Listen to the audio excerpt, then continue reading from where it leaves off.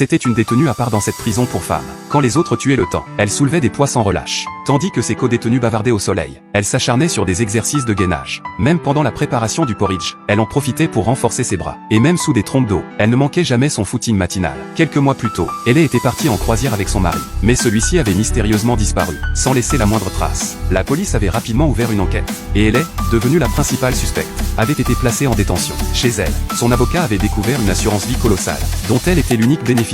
Face à ces accusations soudaines, Ellie n'avait pu se défendre. Et très vite, elle s'était retrouvée derrière les barreaux. Avant son incarcération, elle avait confié son fils à sa meilleure amie, ainsi que l'intégralité de l'indemnité d'assurance. Mais peu de temps après, elle avait réussi à joindre cette amie par téléphone. Inquiète, elle demandait des nouvelles de son fils. Et c'est là, au détour d'une phrase, qu'elle entendit son fils s'écrier « Joyeux, papa ». Puis la communication s'était brutalement interrompue. À cet instant, un frisson glaça Ellie jusqu'à l'os. Elle comprit. Son mari n'avait jamais disparu. Tout avait été orchestré. Il s'était enfui avec sa complice, sa prétendue amie, emportant l'argent et son enfant. Une trahison impardonnable. 6 ans plus tard, grâce à sa conduite irréprochable, Ellie obtint enfin une libération conditionnelle. Et dès sa sortie, elle se mit à traquer les deux traîtres. L'adresse laissée par son ami la mena à une petite ville. Mais là, elle apprit que celle-ci était morte depuis 4 ans. La piste semblait s'arrêter là, jusqu'à ce qu'en feuilletant d'anciens journaux, Ellie tombe sur une peinture familière. Elle remonta le fil jusqu'à une galerie d'art. Et grâce au registre d'achat, elle parvint à retrouver la nouvelle identité de son mari. Cette nuit-là, vêtue d'une robe élégante, Ellie fit une entrée fracassante. Elle apparut devant lui, calme, mais le regard brûlant.